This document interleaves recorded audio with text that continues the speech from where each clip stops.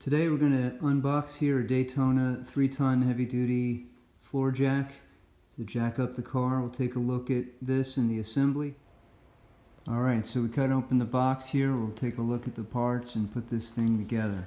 So first step is to remove this locking clip here, which is holding this piece down for the arm. So just to give us a little bit of leverage, we're going to put the arm in, loosen this bolt.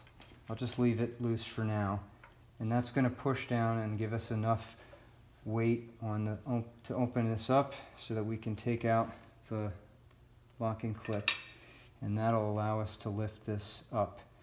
And now once we have the arm in assembled, we'll screw this down, and that holds the arm in place so it won't pop out. Okay, next step is to bleed the trapped air according to the manual here. So we're going to take out these two screws here and here to lift up this cover plate. Now with those two screws out, we just lift this up out of the way. So we're going to remove this screw here. This is the fill plug, and use that to check the oil level inside the cylinder.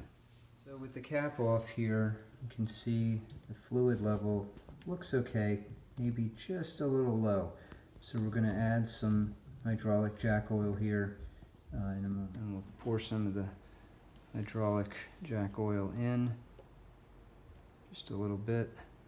And now as I'm watching here, I can see it dripping over the top of the cylinder, which is a good sign, which means we have enough oil going in and hopefully covering up the cylinder. We're supposed to turn the handle counterclockwise to open up the valve, and then we're going to lift the handle up and down about 10 times to get any air out of the system here.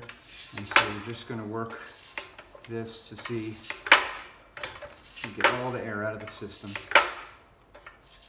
Alright, so now we've bled the air out of the system. We're going to replace this screw on top here, put this in, and then after I screw that in, we're going to close this and put the two screws back on the ends.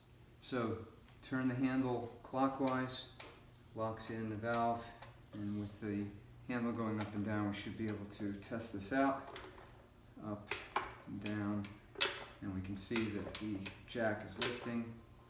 You get up to your desired height, and then to release the jack, we're going to turn the handle counterclockwise to open up the valve.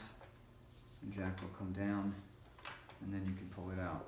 So we'll test it out now here on the old Chevy.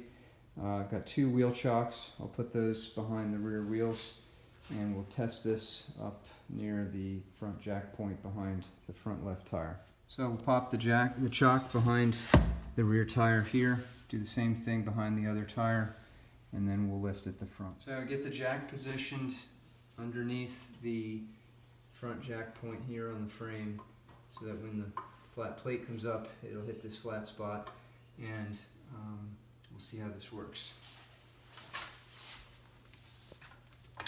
So we'll lift and then check where we are positioned and lift again until we make sure that we are right in the spot we need to be. And now we'll try to lift the car.